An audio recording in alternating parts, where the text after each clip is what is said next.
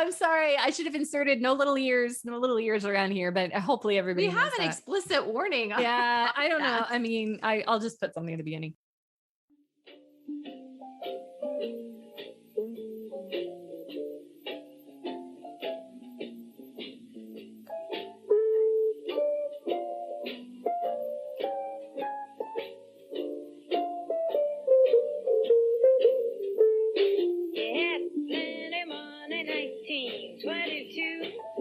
You let other women make a fool of you. Why don't you do right like some other men do? Get out of here, get me some money too.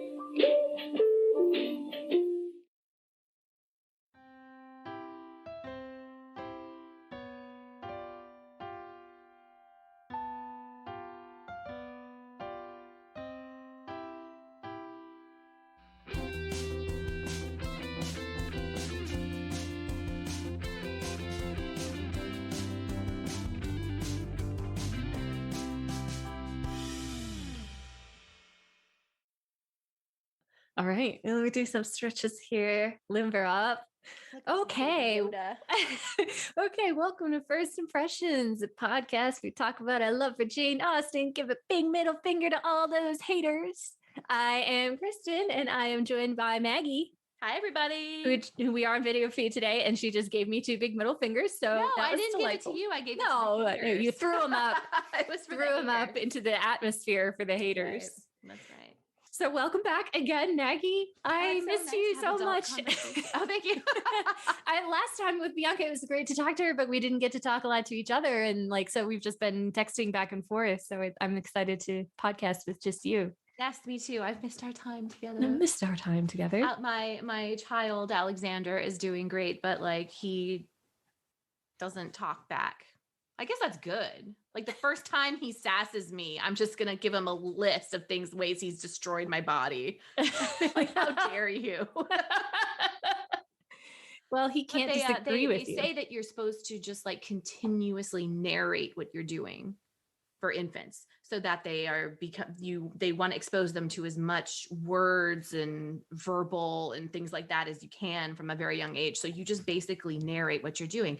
Okay, Alexander, mommy's putting you on the changing table and now I'm gonna give you a blah, blah, blah.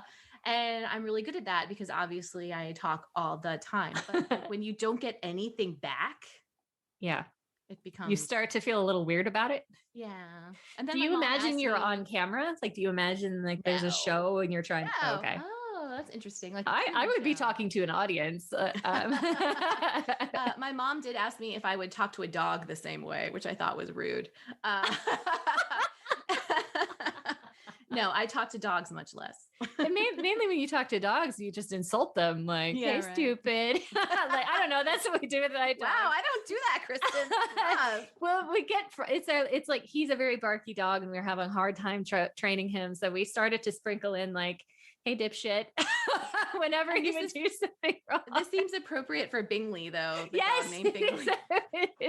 Obviously, we don't talk to our little girl that way. She's very well behaved. But for us, it just makes us laugh so hard. The first time we ever did it, he barked at reflections of himself, and there are a number of reflective surfaces in our house. He was just constantly barking. And so Kevin picked him up for one time and turned him around so he wouldn't bark at the reflective surface, but it was dark outside and he saw himself in the reflection of the glass door. And so he started barking again. And then Kevin was like, oh no, what's wrong? Do you see a stupid asshole? We fell all over ourselves laughing. And now he probably thinks it's a term of endearment. And it is a term of endearment to us. But yeah. But wouldn't talk to my baby that way. This is a long intro, but make sure you leave it all in because this is podcasting gold right here. I usually try to not make the intro so shaggy, but yeah, we got a lot of interesting stuff to talk about. Yeah, so. And like you said, we haven't had the band back together. Yeah, I know. Everybody wants to hear how Alexander is doing, and we saw on the Facebook that you're reading Pride and Prejudice to him, which is adorable. Yeah, we have this really cute. It's a part of a series of Miss Austen board books. And so it's Pride and Prejudice accounting primer where it's 2 rich gentlemen, and then, you know, 5 Bennett sisters and things like that. And then you can like count on the page. Very cute. He's good. I should share a picture on the Facebook page actually for everyone. He's very cute. He's a ginger. Yay! I know you were hoping you'd be a ginger. The odds were so against me, you guys. Bayard is brown, brown, brown. And that baby plopped out of me. Well, he didn't plop out. They pulled him out of me and plopped him on my chest. And he was like, I've got red hair. I've got blue eyes. I'm going to wear all the sunblock. And I was like... And you did a little fist bump right then and there. Yeah, I was like, yes, we did it. 2.5 hours of pushing. Worth it. My little recessive gened baby. I know.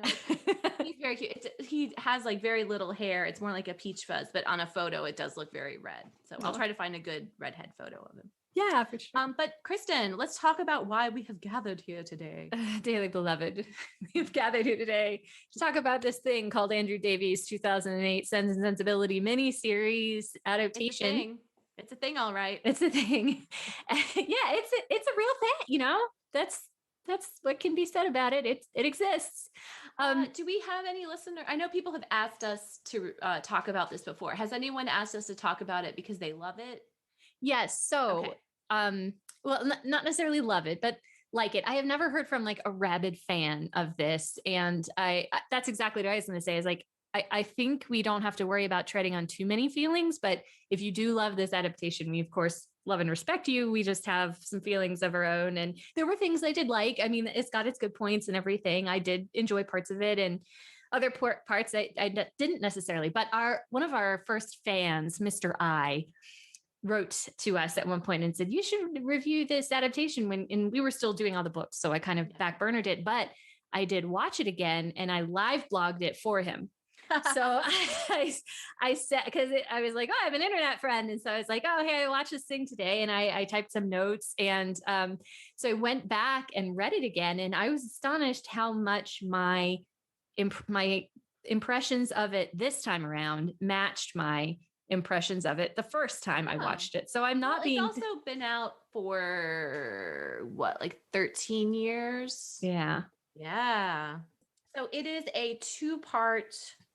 I think they're each like without commercials, like what, like an hour and a half or something like that. Yeah. And they definitely aired it. They aired it in more, I think they aired it in more sections than just 2. I think they did it in like, because it's Masterpiece. So over here. So they probably did it in like 3 1 hour. Okay. Yeah. Okay. Yeah, probably. But I thought it was okay. It's just okay for me, dog.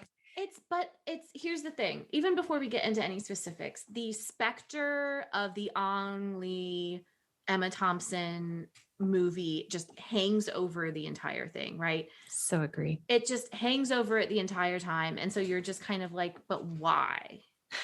Like, it's why so do I hard. need this? Even with more time, I didn't feel like there was that much that is there to justify doing it. I mean, you do it because you want to do it you want to make that money. You want to have all the like more recent adaptations. You want to have something to air on BBC, you know, like that's why you do it. But it just, the whole time you're like, well, this is different. Oh, I don't remember this in the other movie. Wow. Elinor sure sounds a lot like Emma Thompson, doesn't she? Yeah, no, you're absolutely right. And it, you know, we have to acknowledge it's coming from a place where it is disadvantaged. And the thing about the Ang Lee 1996 or whenever it came out adaptation is it's got just a collection of top tier, brilliant talent, incredible performances. It's sublime, right? It's just, I think it's got to take its place in the movie pantheon as maybe one of the top 100 best movies of all time. I mean, and it's an Oscar winner. Yes, so. Yes.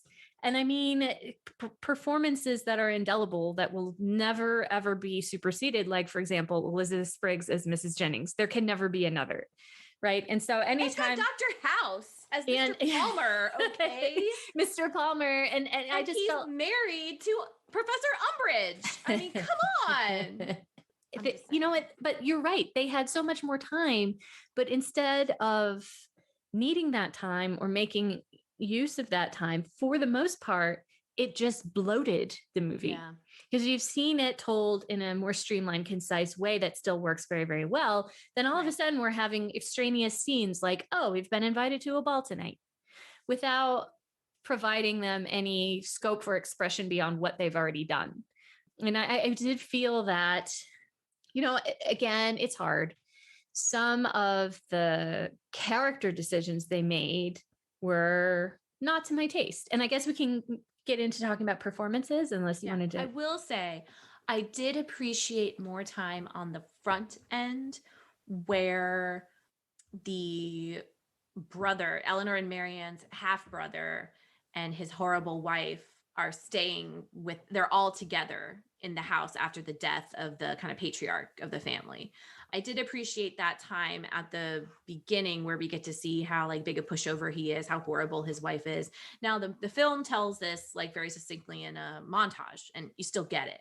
But I did kind of enjoy seeing her like how much they all did not like each other. I don't know. On the front end, there was some stuff I didn't mind having some extra time for. But what bugged me, and honestly, the very first, maybe 20 minutes of this movie is where it lost all of my goodwill. And the reason is because Davies just copied to a large extent what they did in the Thompson adaptation.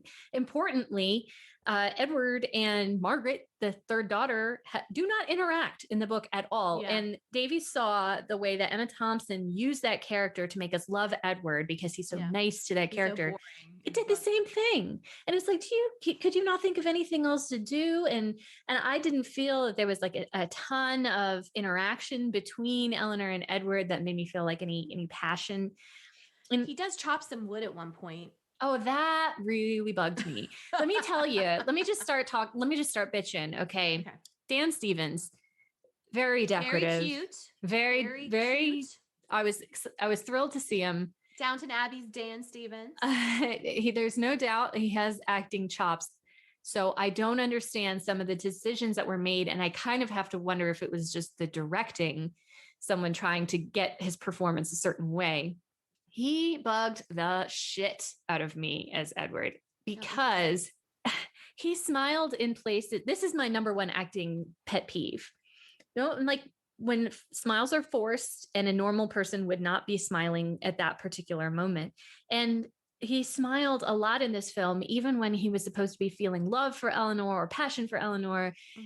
But then on the other side of the equation, he has a face that when it is resting, it's a little bit of hangdog, right? It's a little bit sad already. So then when Dan Stevens goes to Devonshire to stay with them in the cottage, he emotes way too much. He's way too depressed and sad to the point where it's like rude. It's like, why are you spewing your feelings all over this living room with this woman you're supposed to love? You're not.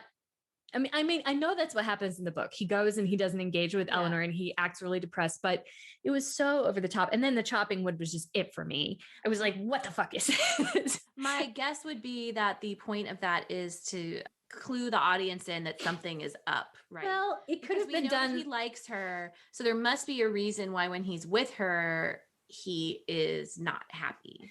It could have been done with good acting. I don't know why it was done as though it was a stage play and he had to play to the farthest row in the back and look sad.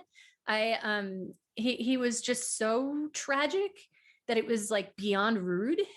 I don't know. It didn't make sense. And not to belabor this point, because this is just one scene out of a very long miniseries. Well, I have to be honest, he did not make that big of an impression for me. I always think Edward's kind of boring. And you got Hugh Grant, who's got like leaking charm. Yeah.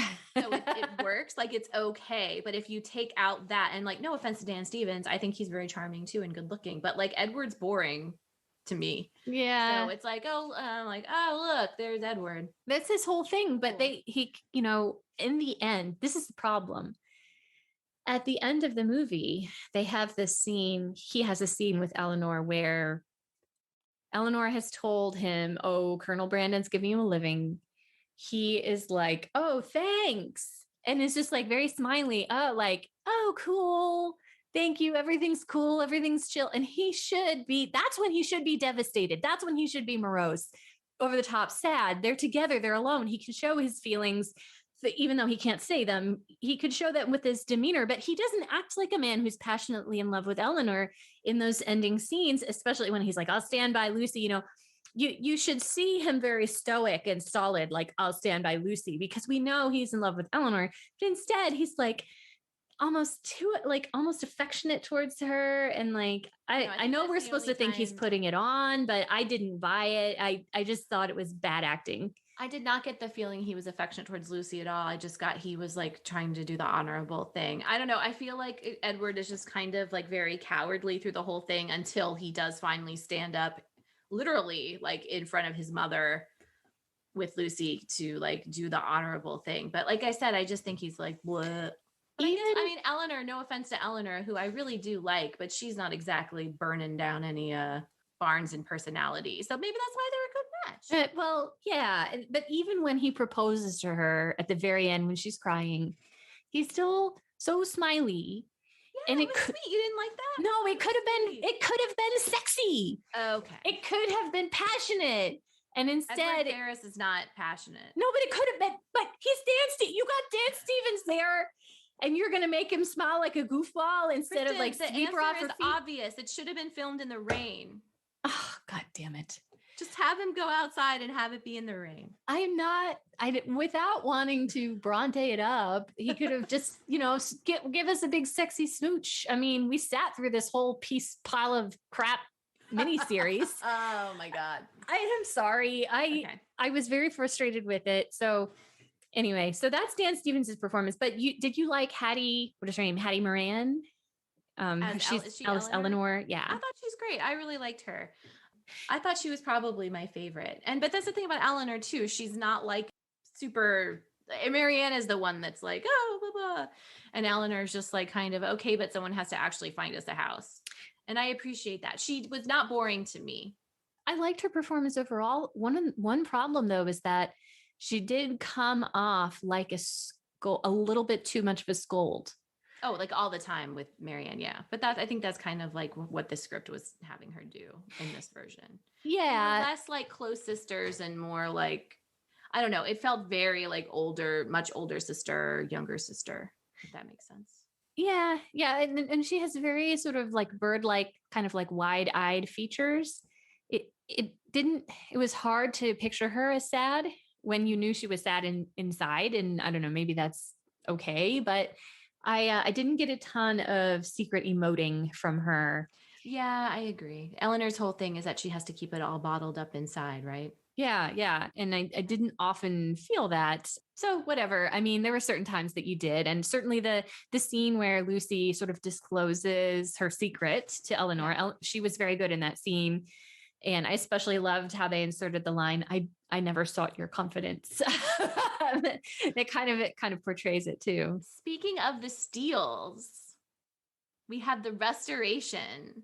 Oh yeah. The second Steele sister, which did make me very happy. Is it Anne? Is that her name? Anne is her name. Yes. I think she's one of the great, comedic characters. And so I was very happy. I thought that actress was hilarious. Oh, she was good. The performance was good. I loved it too.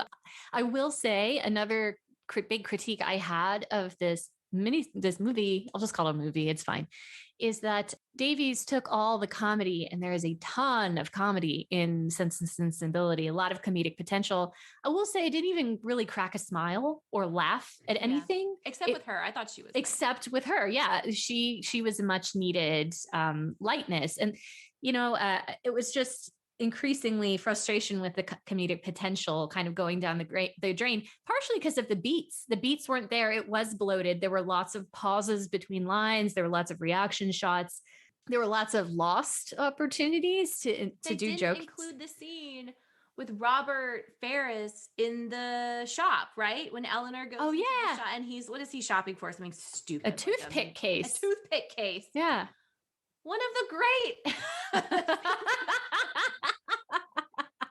Yeah, if you got all this time, you might as well make use of it. It felt like we actually had less of Lucy Steele in this version than the shorter film, right? We had less, and that caused problems in the second half when Fanny says, "Oh, I'm having the Miss Steeles for a visit."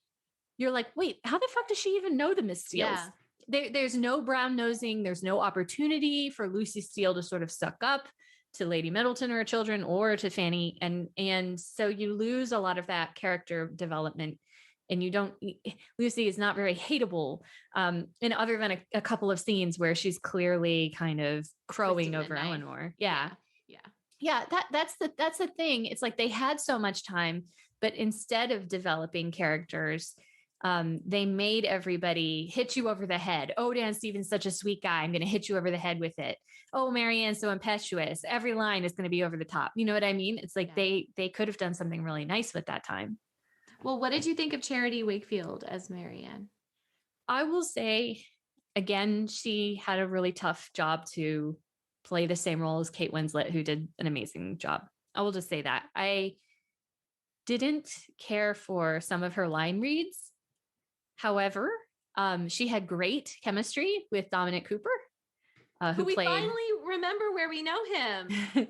He plays Willoughby, yes. And one of the strengths of this miniseries is that Willoughby and Marianne have very good chemistry, and they have a lot of sexy scenes, and you get very invested in him. He's great.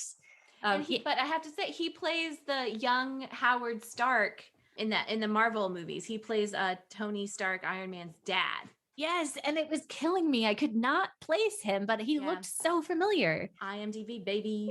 Maggie figured it out, and I was like, oh my God, of course. Well, I just went on IMDb, and it's like, known for Captain America, the First Avenger. And I was just like, son of a bitch. Holy shit. He's just got one of those faces that it was just like, maybe he just has one of those faces. And then, of course. Did not know he was British, actually. I thought he was American. His accent's very good.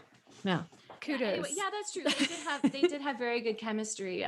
Although I didn't get, I don't know, Dominic Cooper is very good, but I also didn't get like the kind of swashbuckling romantic vibe from him. You didn't? Know? He was already always reading her Byron. Yeah, well, and I thought she was very good, but this Marianne didn't feel very teenager to me. I don't know. Weren't you frustrated this time around? You were telling me something like you were super frustrated with the decisions that she made. Everybody makes stupid decisions in this. And like they make the same decisions they make in the book, which is fine. But like in this one, I just wanted to, face palm constantly, because it was just like, of course you're going to go outside and run in the rain, and like, why don't you just talk to each other kind of thing. And for some reason in this version, it just felt so much more like, oh, what is wrong with you people? It was frustrating. You know what I mean? Yeah. Yes, because there's a lot of sameness, and especially with Marianne, every line after the breakup, she just has to deliver with this sort of same petulance. And again, with things being written so that we're bashed over the head, I was particularly struck with Marianne when they go to Mrs. Ferrer's house and they have that dinner where Fanny and Mrs. Ferrers are both being super mean to both her and Elinor. Everything was over the top about that scene, but especially how she's playing the piano and then she like hits a discordant note and she's like, no, it is Elinor of Who We Think and Speak. And she like has like this temper tantrum. Oh, see, I loved that though. I was like, yes, tell that bitch off. I loved it. She doesn't care anymore. She's so heartbroken. She doesn't care what anyone thinks of her. And to be fair, I should walk my statement back, because of all Austen's books, that dinner is one where the most clear villainous, cruel behavior is displayed like up front. And it's one of the most shocking, like bad behavior kind of things. And Marianne does, screech, it's Elinor of Who We Think and Speak, and like takes the painting out of her hand. So that's all in the book. So yeah, if you don't have the emotional resonance in the script, then the actors don't have a way to make it as convincing. And I feel like we also have to talk about, what is his name? David Morrissey. Colonel Brandon. Yeah. My mom thought he was a babe. He is very attractive. I do not think so. No offense. Like it's subjective, right? I mean, who's to say who's attractive or not? But I was watching this with my mom because she comes over and helps me with Alexander. And she was like, oh, who's that? He's handsome. I do not find David Morrissey that handsome. And maybe it's because what I mainly know him from is The Walking Dead, where he played not a great guy. But yeah, I just don't see him as like the romantic.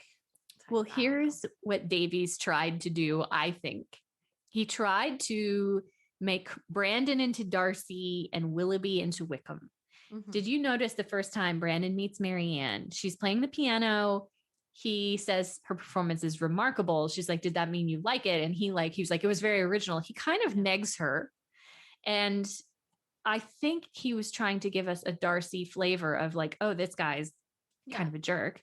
Well, they're like a romantic, tall, dark, and handsome type. Yeah, yeah. And then he does give him, this sort of standoffishness or whatever. But he very quickly then comes and brings flowers and music and is very sweet. And so you're like, oh, I like this guy. I don't know if we're just supposed to feel like that first slight turned her off of him. She never I don't know. I think she just thinks that he's old and boring. Yeah, pretty much, which is what she thinks in the book too. And she says he has one fatal flaw. He's not Willoughby. And that was all fine. His performance though really was very dark and brooding. And it was all capped off by the end where he's like, I'm going to tame Marianne like a wild animal. Yeah. Oh my God. With the falcon. That whole last 20 minutes is full of Marianne as a wild animal that needs to be tamed. Even Elinor calls her like a wild horse. When she's just a petulant little girl. She's a sniveling teenager. You have to walk. But by the end, she's not, I don't think. But it was just really creepy. I didn't like everyone comparing her to like an animal that needs to be broken kind of thing. Yeah. Yeah, it was kind of fucked up. Yeah. Yeah. And the falcon, when he's like brooding and looking at her with the falcon on his arm, it's kind of ridiculous. There seem to be a lot of kind of like things that I'm not one to point out historical inaccuracies, but such a big deal was made out of her and Willoughby going off on their own. And then she's just like alone with Brandon constantly. Yeah. Nobody cares. And she like goes over there and hangs out with him. And he comes into her sick room when she's in her nightgown. Oh, yeah. Alone. There's a lot of unchaperoned. Yeah. He's much more of a father figure. And I loved, let me say another thing too, because we were kind of already talking about the great chemistry between Dominic Cooper, Willoughby, and Marianne. I loved that they went to Al-Anon. I loved that it was clearly something they shouldn't be doing, that he was showing her around a house that wasn't his, saying it was going to be hers. She totally steals this beautiful shawl with its like this gorgeous gold embroidery. But it's a very sexy series of scenes where you can tell he's enchanted by her. You can feel his love for her. You can feel his desire for her, which does make it devastating when he breaks it off and comes in like this sleazy con man, where he's clearly a liar and, has changed his stripes with Mrs. Dashwood. And he's not even that sad. Like what's the actor's name? Greg Wise. He's like, it is folly to linger in this manner. And he like runs away. He's like actually upset about it. Yeah. Dominic Cooper just flipped the switch and is like slippery, and which is fine. It's just a different choice. But yeah, at least I was invested in that relationship. And another Darcy-esque thing about Brandon is that a number of points in this, we get to see him confront Willoughby in a way that is very explicit. At one of the country dances, he draws Willoughby aside and says, what are your intentions? And they have this very intense, smoldering sort of scene. And then later, let me tell you this. They have a fucking duel. They have a fucking duel. But I was like, I do not remember this. But before that, they're in the ballroom and Willoughby cuts Marianne, is mean to her, acts like he doesn't know her. Yeah. She swoons into a faint. Brandon is there to catch her, which was a little too on the nose for me plot-wise, okay. So but he looks at Dominic Cooper. He looks at Willoughby. They make this very intense eye contact. And Kevin, who was passing through the room with a laundry basket at the time, looked at that scene and said, oh, they fucking. Yeah. Because it was...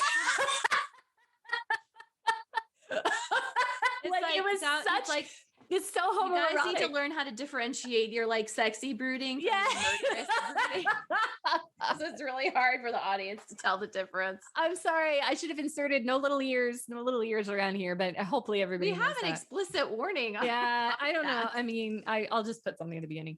What do you think about the scene where Willoughby comes to Elinor at the end and is like, you should feel bad for me.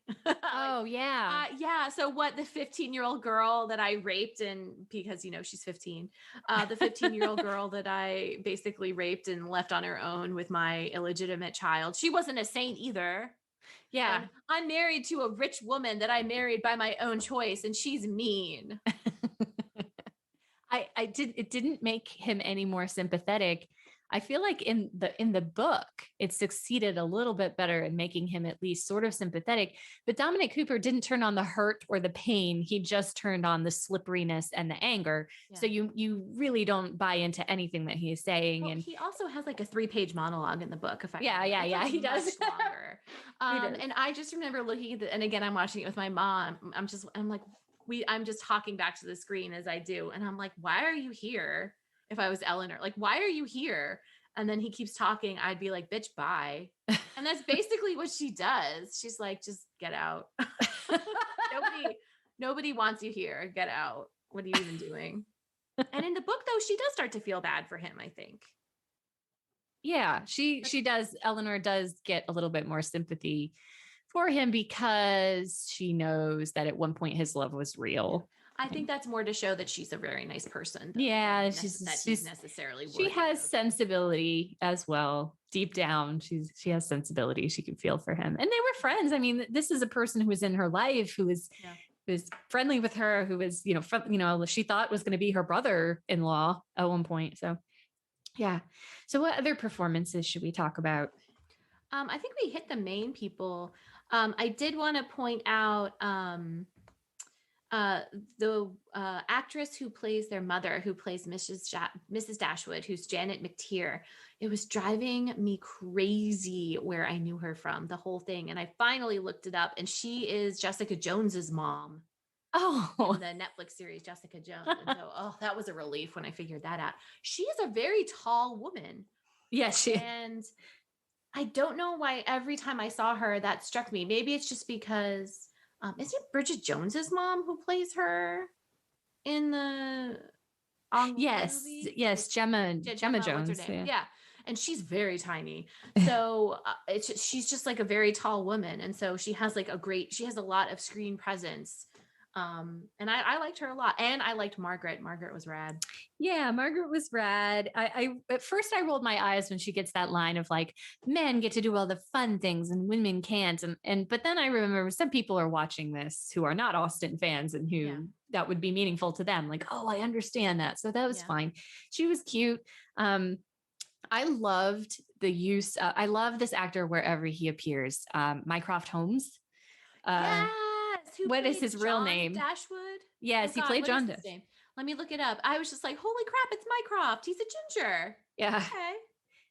And he's also in Game of Thrones. Mark Gatiss. Yeah. Yes, Mark Gatiss. He is, he collaborates a lot with, who's the guy who did Stephen? I can't remember his name. The guy who was the showrunner of Doctor Who for a long time and then created Sherlock with Benedict Cumberbatch. I believe that he works with Mark Gatiss a lot. I have to Google this now so I don't look like a moron. It's one of those actors where their face is so expressive that they just always are emoting, especially with him because he's got a smirky. He's really easy to look smirky.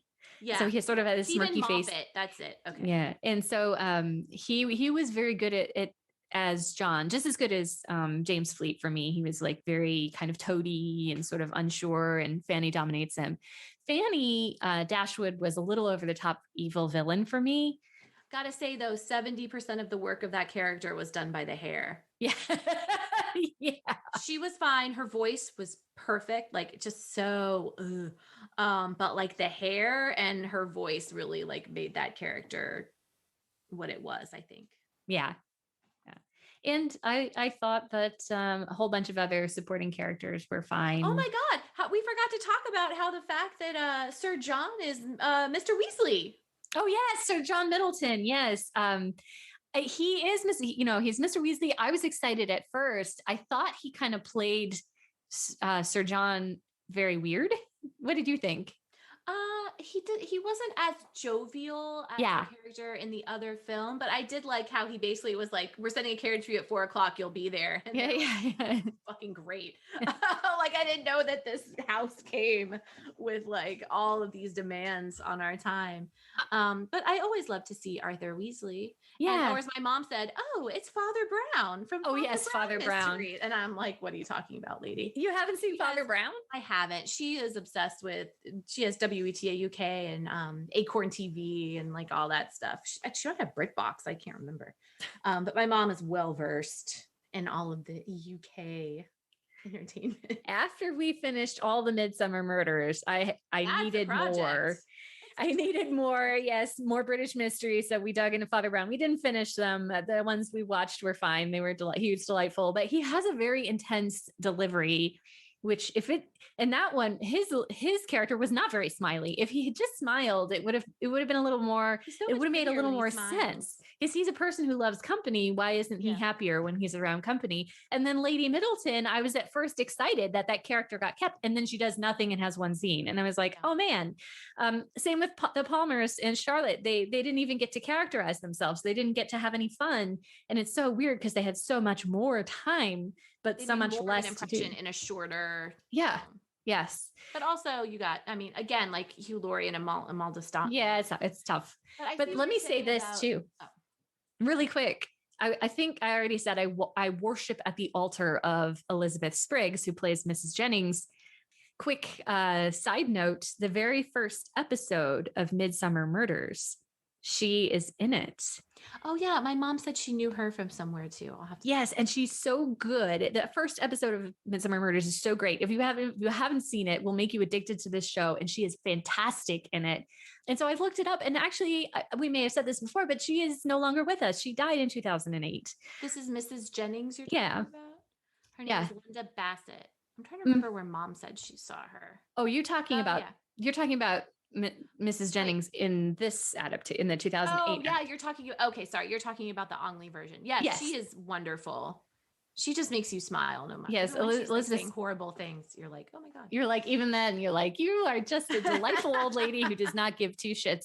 But yeah, in this adaptation, I thought Mrs. Jennings was cute. She had a few nice moments, but she did fine. It's so hard when your performance is being compared to someone who is Oscar worthy, and fantastic. Yeah, like I was saying, the ghost of that movie hangs over it just really hangs over you. Yeah, for sure. And it's tough with the big climactic scene with Emma Thompson crying, and they did it a little different. They have her go ahead. I did like part of that though, when Marianne is sick. I did like where Elinor wakes up. It's a scene where they find out she's okay. Elinor wakes up and you just see Marianne laying there very still. And it's like, oh my God, is she dead? And then there's a very long pause. And finally you see her breathe. And you're like, oh. And that hit really hard because it's like, that's me staring at this baby at night. Just breathe so I know you're okay. And if anyone tells you, at least the first couple of weeks, if they did not do that with a newborn, they are lying. They are a liar. Man, it's got to be so stressful. I don't know how anybody does it. I don't know how you do it. I mean, I learned a lot about safe infant sleep because there's actually a lot you can do. Obviously, like things like SIDS is terrifying and stuff like that. But there's a lot you can do to create a safe sleeping space. And I did a lot of research for it. And so I rest pretty easy. And when I walk by to go to the bathroom, I usually just like, you do a check because that's what you do. It's like, it's your child, Yeah. But that like hit hard for me because I totally know that feel where you're just like waiting to see if they're gonna like, make sure they're breathing. Okay. And then you're like, oh my God. Elinor and Marianne get to have some nice moments. There is a moment early on where Marianne just confronts Elinor and says, sometimes I wonder what it would be like to be like you. Yeah. Or like, what is it like to be you? And it was so rude, but it felt so real in a sisterly kind of way. Yeah. And that they're having a real fight and she's saying real rude shit. There is another nice moment when they're both under the covers together, kind of talking about men and how they've both been done dirty by their men. And she's sort of like, we're just their playthings. And they have some nice connections. But one opportunity that was really lost is at the end when Marianne has this line where she says, I compare it with what it should have been. I compare it with yours. That's a very weighty, meaningful line. Mhm. And it's just tossed off. Yeah. They're like walking, they're like going back from the cliff. And it's like, it was so weird to me that it didn't even seem to land. I know what you mean. And that's like an iconic line from the film. The big, where resolution. it's like a big moment where it's like her character, Marianne shows that she has really changed and she has learned and grown. I compare it to what it should have been. I compare it with yours. Yeah. And here it would it was the camera was far away. They're on a walk. We don't even see their faces when she says it. It's like basically voiceover. Yeah. So I agree. And I knew that was coming too. So I was like, oh, here's the line. And I compare it to what it should have been. I compare it with yours. And they're like, cool. Yeah. There's not even a reaction from Elinor, really. One thing I did love is the difference when Edward proposes to Elinor. She bursts into tears and runs out of the room, which is in the book. And then she starts putting on like an apron. So like she doesn't know what to do with herself. She's like, okay, I'm going to start cleaning the kitchen. Everything's fine. She's still like having to keep it together, which is this very characteristic Elinor thing. She's constantly got to keep it together. It's when I wanted him to rush over and take her into his arms. And oh, Kristen, that's not going to happen. No, it could have happened though. I thought that scene was sweet. I stand by that. I thought that scene was really sweet when he was like, I love you. He has to like spell it out for her because she's like trying to distract herself. Yeah. And he's like, I've always loved you. I love you. Will you marry me? Blah, blah, blah. And then she's just like, is very happy. It was cute. He's like smiling like a goofball the whole time. And they do smooch. They do. It wasn't, it was a spent opportunity. It was a missed opportunity. And then at the end, when they're married, he's in this like farmyard, just like windmilling his arms, chasing these chickens around. My God, that scene was so dumb. And here's why it's dumb. Because not only do they do that, but then the camera does this like close up on Elinor and she has to look like so happy and content and she's laughing. And I just picture like right by her, the director is like, okay, he's chasing the chickens. You're smiling. This is all you've ever wanted in your whole, I'm holding a bullhorn. This is all you've ever wanted in your whole life. You're so happy. It's simple, but it's beautiful. You're so happy. He's such a goober, but you love him. Okay. Just a little tighter. Give me a little bit more of a smile. And okay, we got it. And I just picture him like whoever the director was, I assume one man, it was so like, okay, this is the scene where we show that Elinor got everything she ever wanted and it's a simple life, but that's all she ever wanted because yeah. And for some reason that correlates to like, okay, we're going to chase some chickens around. Kevin hated it too. And he turned to me, he's like, why don't you ever look at me? Like, I love you so much. Oh, you're so delightful. All your antics. And so then we've been fake doing it to each other today where we just like look at each other and then just like laughs delightedly.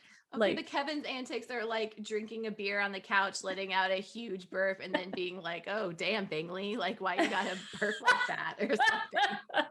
Are you gonna tell me Dan Stevens doesn't do that in Elinor's house? Like, pretend? I hear someone crying. Uh-oh, it's the baby. That's why you get married, folks, so someone else can deal with it. Anyway, I get what they were going for. Again, like clearly. It's a happy ending for Elinor. It's just like a simple life. It felt forced. But yeah, it was like, I don't need to see Dan Stevens chasing some goddamn chicken. What would have been nice is what I would have done if I was in charge.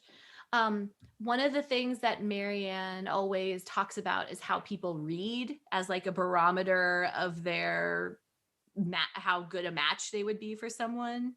You're like, oh, did you hear how he read and stuff like that? Yeah. Maybe just like have them in the room together in the evening, sitting quietly, like he's reading, she's doing something else, and she just looks up and just looks happy, like that kind of thing. It doesn't have to be. I love that idea. I think him reading to her in his way, letting the words speak for themselves, right? Yeah. That would have been a beautiful ending. One of the things I would have done is, and I mentioned this before, but just taken the opportunity to show the Steeles being encroaching. These are characters we're supposed to hate. And we just do not get a single scene of Lucy sucking up to anyone.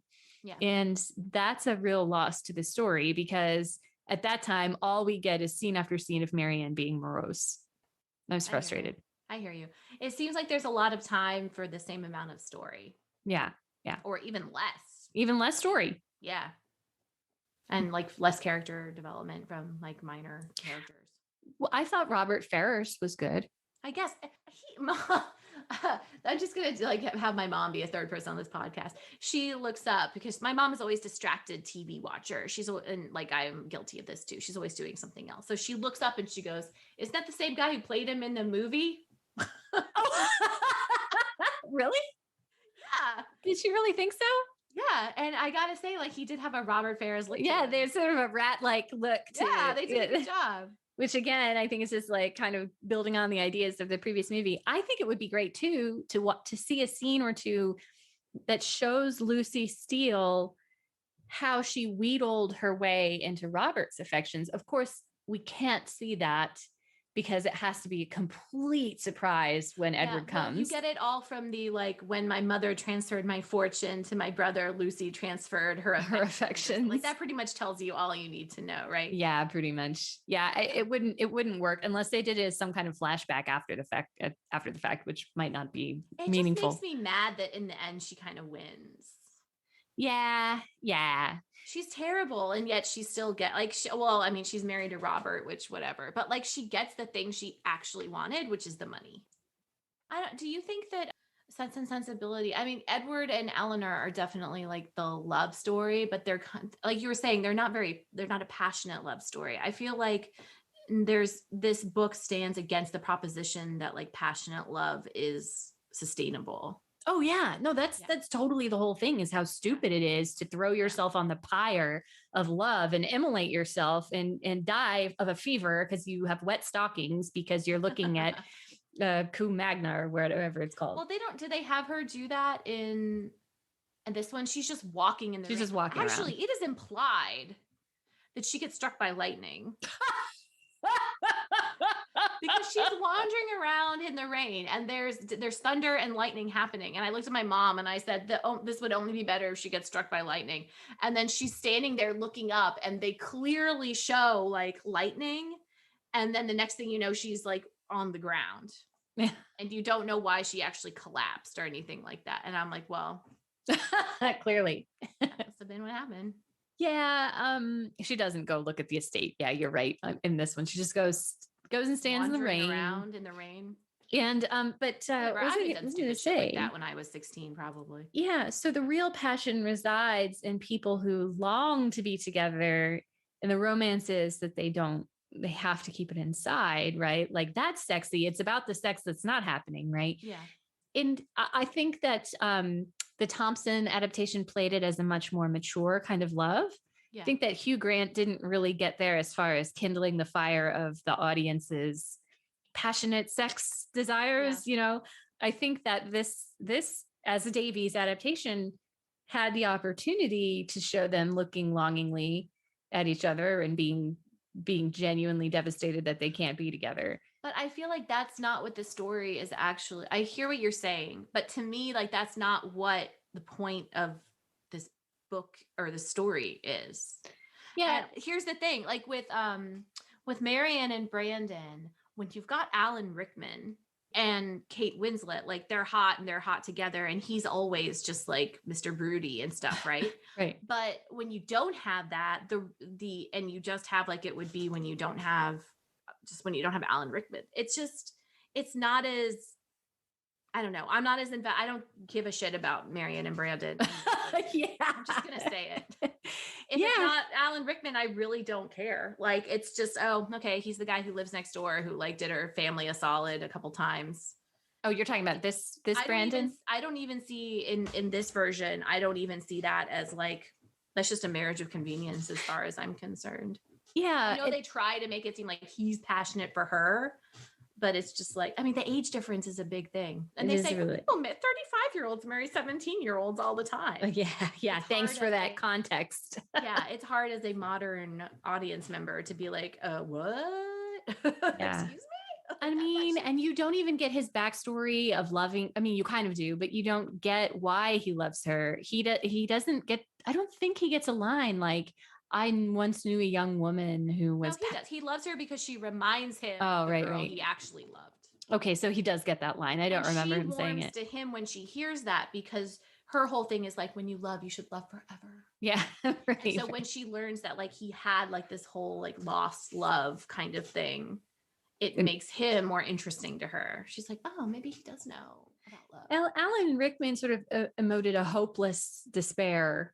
And this That's actor, how I like my men. yeah, this actor just seemed kind of scary and imposing, very serious guy. Yeah, exactly. He, I believe, is also in Death Comes to Pemberley. Is he? He also plays Colonel Fitzwilliam. He's on the Austin train. Yeah, don't at me if I'm wrong. I'm just gonna quickly look at my notes to see if there's anything else I want to bitch about. Talk about. Yes, Mr. Impudence. Mrs. Jennings still gets the Mr. Impudence line. In fact, she gets the real line, whereas in the Emma version, it's just Greg Wise imitating her, saying, yes, Mr. Impudence. Oh God, when they're hunting, the dog's name is Suki. He's like, go get him, really? Suki. I did not catch that. Yeah, Kevin heard it, and he made me rewind it, and we confirmed it. So our dog, Kevin and I, our dog is named Suki. So we got excited about that. Okay, I'm totally wrong, by the way. Who the hell is this guy? I am now on IMDb, not listening to anything Kristen says, just so you know.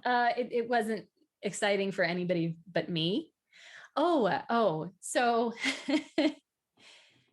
what do you think about the decision at the beginning to show Willoughby seducing? Stupid. You hated it? Yes, I hated it.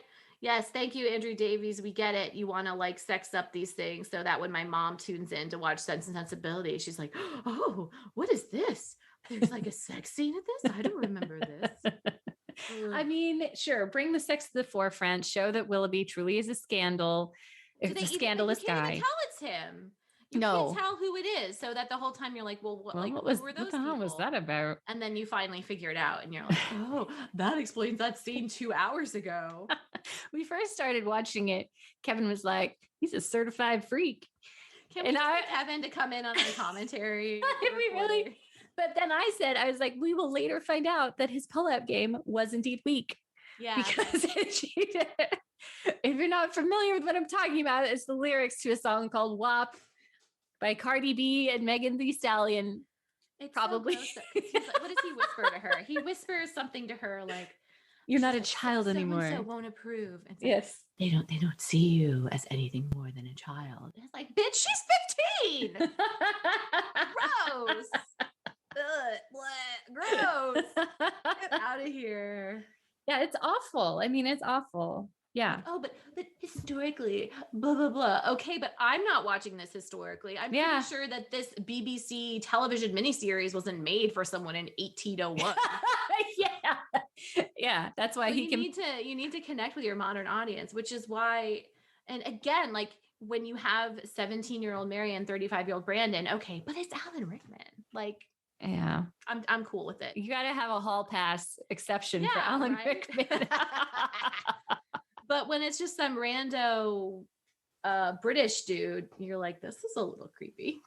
One of the things that I always meditate on, I'm going to say something that has nothing to do with anything. Cool. Is that Alan Rickman has a voice that is very characteristic of him. Like no one else sounds like him naturally. They can do an impression. Mm-hmm. And there are a couple of other actors who are this way. Another one would be Robert Sean Leonard. He has something with the way he talks.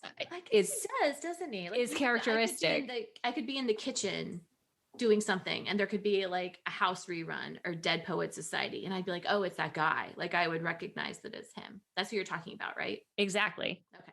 And who was Claudio in Much Ado About Nothing. And he was also in Dr. House. Yeah, he was the Watson character, Wilson.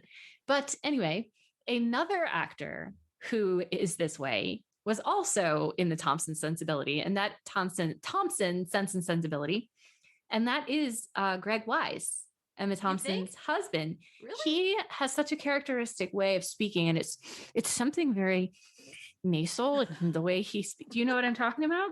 And so he is in, I was starved for period dramas. I was scrolling through Prime and it advertised something to me called The Buccaneers. Oh, which I've seen that. It's a miniseries adaptation of Edith Wharton novel, right? If I'm not mistaken. And he is in that, but he's wearing a mustache and I am completely face blind. So of course I did not recognize him at all. And then his voice was eating at me so bad. I was like, who the fuck is this guy? I don't recognize his face, but I recognize his voice. And that's when I realized who he was. And I was like, oh my God. And he is handsome. I'm like, okay, once I knew it was Willoughby, he seemed more handsome with the mustache. Didn't he take he stole Emma Thompson from Kenneth Branagh? No. Had they already broken up? Wasn't she a lesbian for a while? I don't know, man. But Kenneth Branagh really cheated on her in a horrible way. He seems like he's a dick, right? He cheated on her with Helena Bonham Carter. Yes. It was a disaster. It was incredible. She also broke up Tim, what is his name? The actor the director who's all his movies, like Edward Scissorhands guy. Tim Burton. Because he was married and like broke up with his wife for Helena Bonham Carter. Maybe I should Google this because we're really giving this lady a black character. Yeah, I'm sure Helena Bonham Carter's lovely. Like clearly a lot of people think she's lovely. Oh, dang. No, I'm sure she's a really nice person. It's not her fault. Two episodes of adultery, marriage ending adultery is not her fault. Yes, you're right. Burton and Kenneth Branagh. And Kenneth Branagh had only been married to Emma Thompson for like a very short amount, a few years. I just get the feel this is why he was so perfect for Gilderoy Lockhart and Harry Potter, because it's like I get the feeling that's just who he is. Oh, just who he is. Yes. Yeah, the like, preening sort of these lines, like just be yourself. Kind of Benedict, right? Like why do we forgive him for it?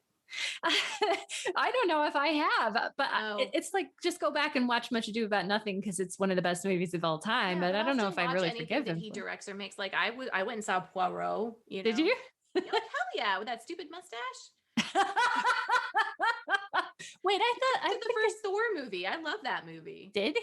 I didn't know that's why all the Asgard shit feels so Shakespearean. Oh, really? Branagh, yeah. Oh. He's like, no, Sir Anthony, make it more. Yeah, but that's why, I don't know. That's why that movie works, actually, in my opinion. Thor is a tough sell when it came out to American audiences at that time. I mean, that was like, 15 years ago. The superhero thing wasn't as successful as it is now because of the MCU. And so if you're like, okay, bear with me, he is the like Viking god, but he's actually an alien.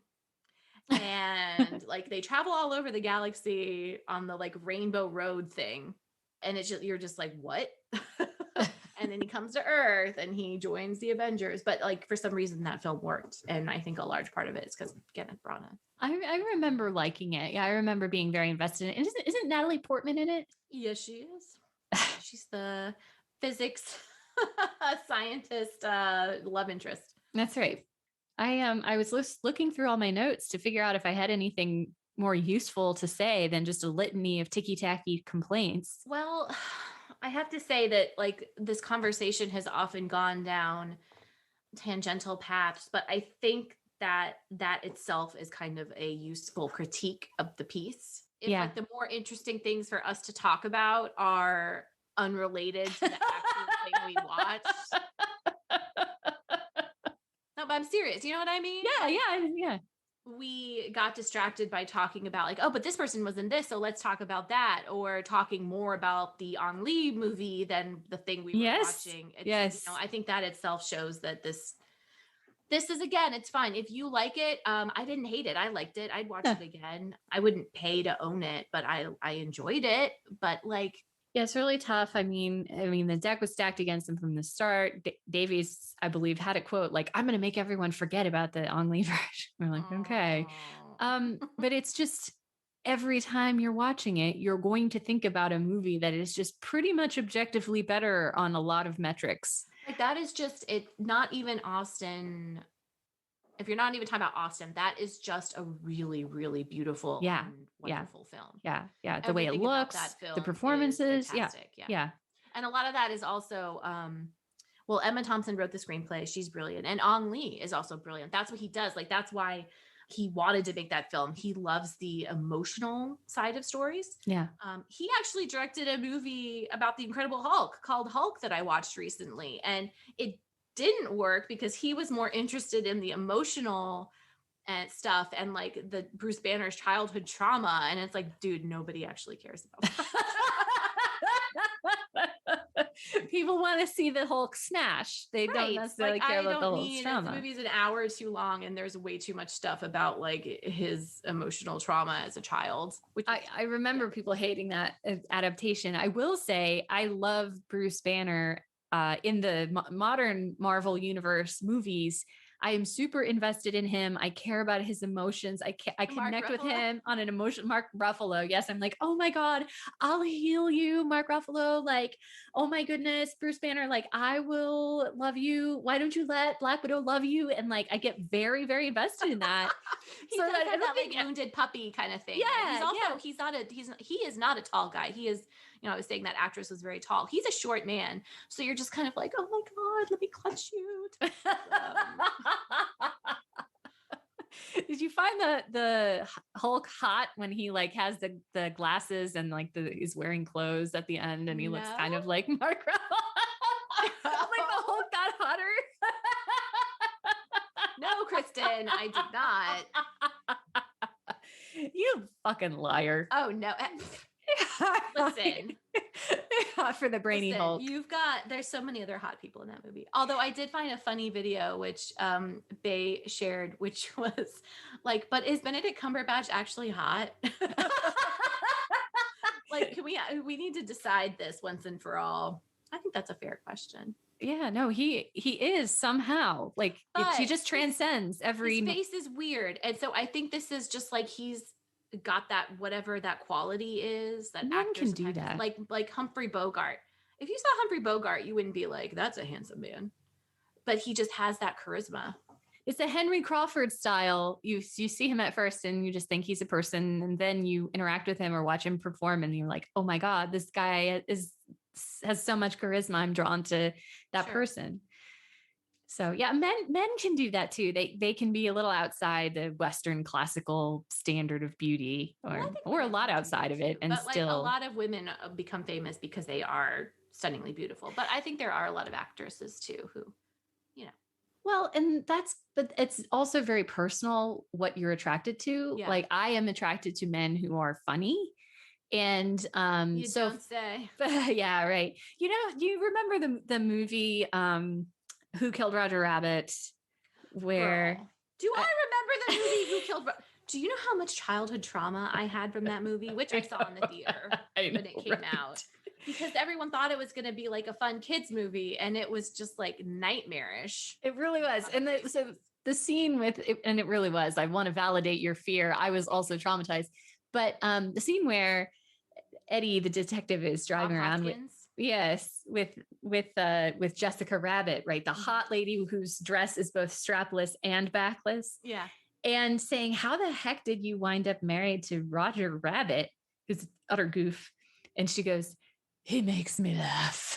I can't remember the name of the actress who does her voice. It's just like perfect. So yes. And you actually got to wear a similar Jessica Rabbit dress when you got to sing that song. Yeah. From the movie. Yeah. From the movie, the 1922 had planned. Yeah. You should sing it. I'm not going to sing it. No, I love it. But yeah. You always want me to sing that song to you, Kristen. I love that song. Your performance when you sang it. I was there in the audience, folks. She sang it for her friend who was a music major who had to do his final concert. He was a senior recital. Yes, it was a senior recital. He was an upright bass player, and so he was playing the bass. Andrew played the piano. Oh, okay. We had an upright bass, and then we had the snare. Oh, okay. Okay, so it was Andrew and the piano. Okay, but yeah, it was so good. But anyway, back to my point.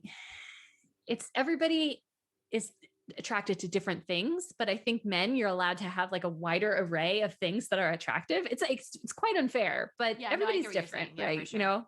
Yeah. So, but like Andy Richter, for example, isn't that not a classically handsome guy per se? But he did a show for a while that was so funny. I don't remember the name of it. It's the Andy Richter Show, I think. And each progressive episode, I had more of the hots for Andy Richter because he was so funny. Yeah. I was like getting even more attracted to him. Andy Richter's cute. He's cute. Can I tell you another hysterical story about Andy Richter? So you know how agents take a look, keep an eye out for parts that their actors that they represent might want. Right. on Twitter, Andy Richter was telling the story. Some girl, some female actress was offended because her agent sent her a script that said like angry mom or something. She's like, why do I read angry mom to you? So Andy Richter was on Twitter and he was like, look, he's like, my agent forwarded a script to me once. The character was described as a fat piece of shit. So he called his agent and he was like, what about fat piece of shit said Andy to you? And that guy was like, but did you read the part? It's a great part for you.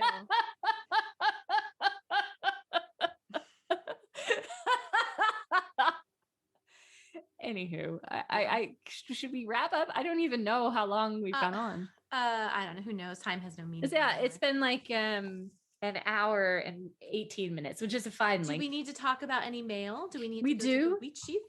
We do. I have some mail to talk about. The first thing I need to do is I owe an apology to our listener, Zoe, and indeed to all our Australian listeners who are Went for the cheap humor. Much loved and respected. Yeah. When we were talking to Bianca last time, I was saying something about, you know, if you do something that is hurtful, you should apologize. And then I said, we're not going to send you to new racist Australia. And I was kind of I was kind of in my head trying to riff and thinking, oh, it's a place that people got sent, right? But it must be extremely annoying to constantly hear people reference the history of Australia in that way. And so I do apologize. And you know, it's great when you're doing your apology and you repeat the offensive part. I just had to explain what it was, or no one would understand what a piece of shit I am. So, you know, acknowledge piece of shit over here. I do truly apologize. And I have to say, I love our Australian fans, and not more or less than any other fans, but I do notice like a sense of humor that seems unique really to Australian folks. And they're just like some of the happiest, most funny people.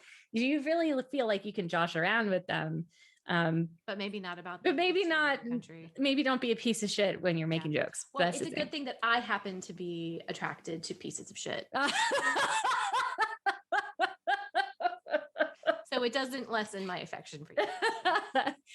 And then the other thing, I have to plug a couple of things.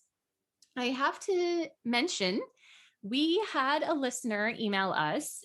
Our listener, Marie, said, have you come across Dr. Octavia Cox on YouTube? She's a fan who posts on YouTube her close reading of English literature, which includes Austen. And it was delightful. I watched a video of hers. It was delightful. And I bookmarked it and I intend to watch more. But yeah, so that's Octavia Cox. Give her a look on the YouTube. We got a note from Brian who suggested that we watch 1987 Northanger Abbey and had missed that we actually already talked about it. So we got to email back and forth about like how freaking bonkers that adaptation is. With the everyone's favorite like gothic saxophone. Yes. So that was fun to just chat about that. Yeah. So, and anybody, Yusini, our fan Yusini, mentioned that she's just discovered the book called Jane Austen Game Theorist, which I was familiar with but had not read. It's an intriguing looking book talking about how Jane Austen explored game theory's core ideas. And so she's going to check it out. We may have to read that in some distant future because it seems like a heavy read. You know, in the like 15-minute windows I get where I can read. Yeah. It might be a little difficult. Yeah. But what do we have coming up, Kristen? We have some fun content coming up. Well, when our schedules align, we would be very excited and will be very excited to welcome Manners and Madness onto our podcast. We do not yet know what we're going to talk about, but we guarantee it will be fun and hilarious. And we are going to invite back to the podcast our dear friend Priya, who you may remember from our Regency Days game. And we are going to be talking about Bridgerton with Priya. Yay! Finally. Well, we wanted to wait until we had one of our friends who's kind of more of an expert on the books, I think. Yes, she is an expert on the Julia Quinn books on which the series is based. Do you want to talk about anything else that, you know, one of the things that Maya and Christian do on their podcast is they talk about like what one thing they're reading or watching now that they like really love. Is there anything that you want to like promote? I can't remember if I mentioned this when we were talking to Bianca, but the big thing I watched. So Alex is 3 months now. And when he, like the last week of my pregnancy and when he was just a few weeks old, I watched the entire series Schitt's Creek twice. I literally finished it and was like, okay, time to start again. And I just went back because it was almost like my therapy. And so I'm like really late to the party on this. I purposefully waited until I was on my parental leave to watch it because everyone raved about it so long.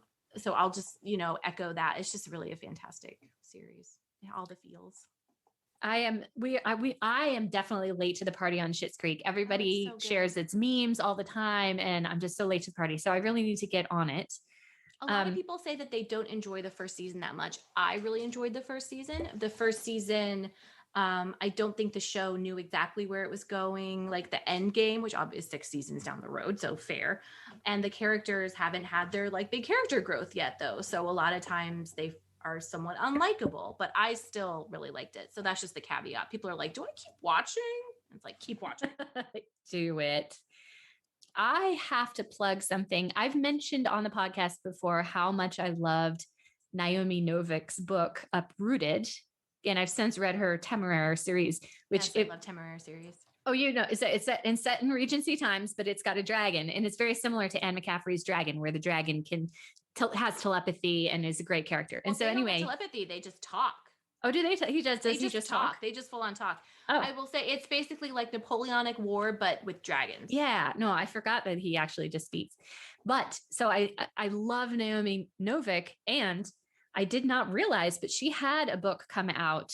It is called A Deadly Education. Oh. Subtitle is The Sholomance Book 1, which I didn't know what it meant, but I bought it because it was Naomi Novik.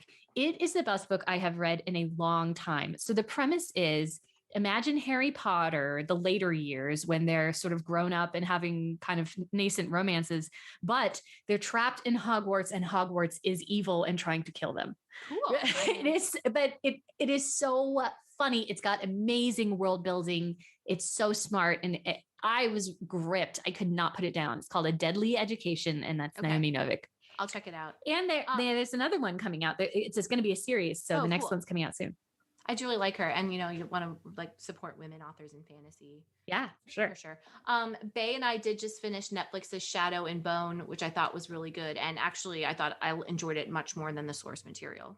Oh, okay. So speaking of YA fantasy, that's got Ben Barnes. Who? He's very attractive. Who? Kristen. I don't know who that is.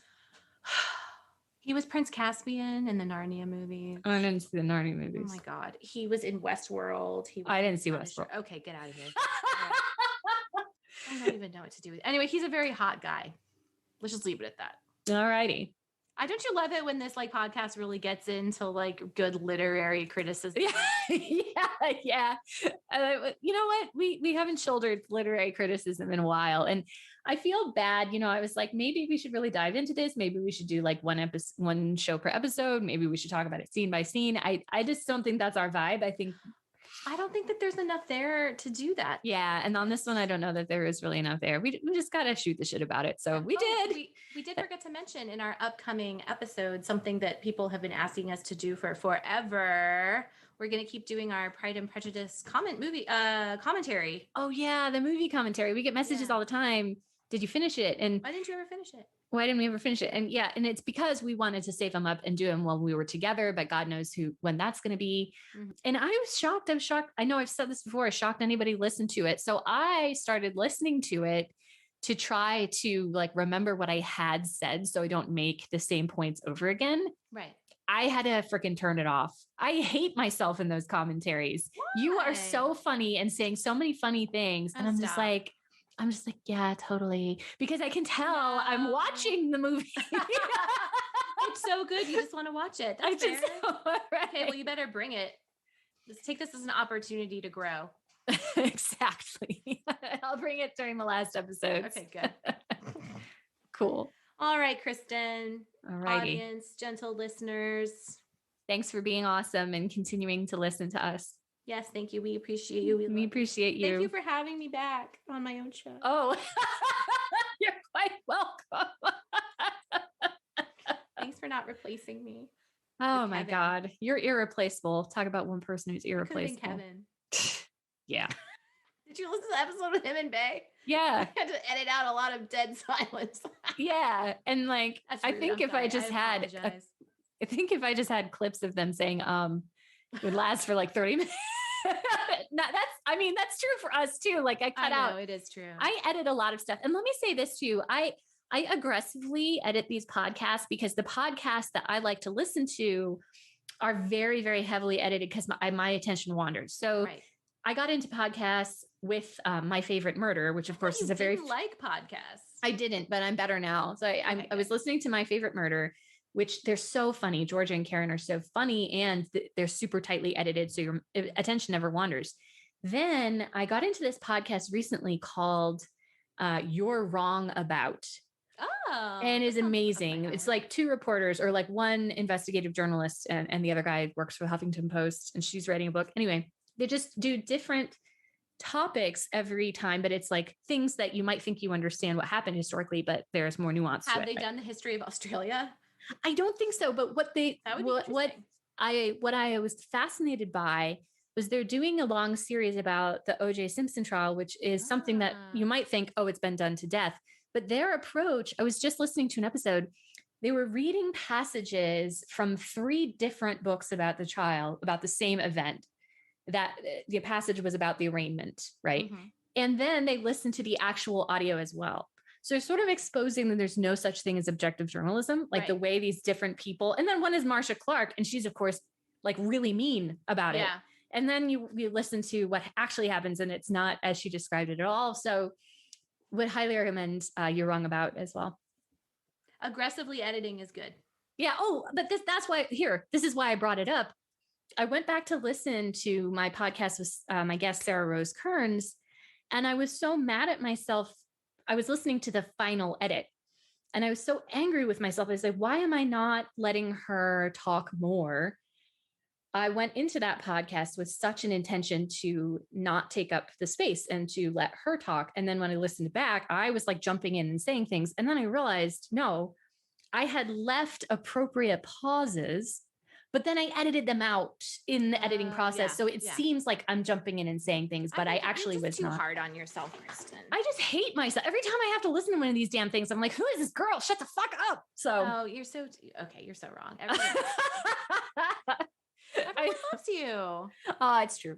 This is the end of these podcasts always just turn into therapy where Kristen and I like assure each other that we're loved. I need therapy. I need to not be doing a good job at things right now. My little dog is dying. She only has a few weeks left. She's very sick. And so everything now is just me like treading water. So thank you.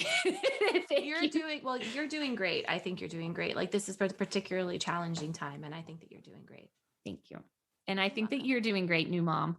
Oh, thanks. Happy Mother's Day. We'll find out. I guess we won't find out for like 16 years or so.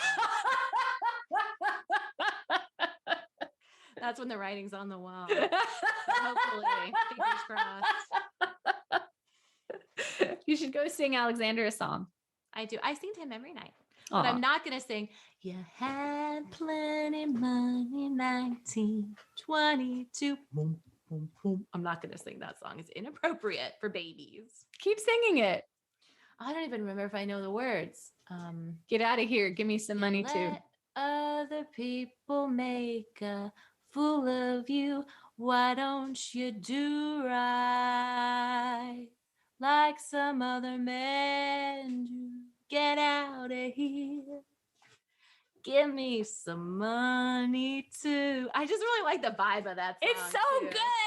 It's so fucking great. Get out. Give me your money. Give me some money too. Yeah, it's great. I think you're so talented. Recorded Peggy Lee, very famous singer in like the 1940s and 1950s, I think recorded. If you've seen Lady and the Tramp, she's the one who sings, he's a tramp, but I love him. That's Peggy Lee. I'm going to look up this recording. Do it.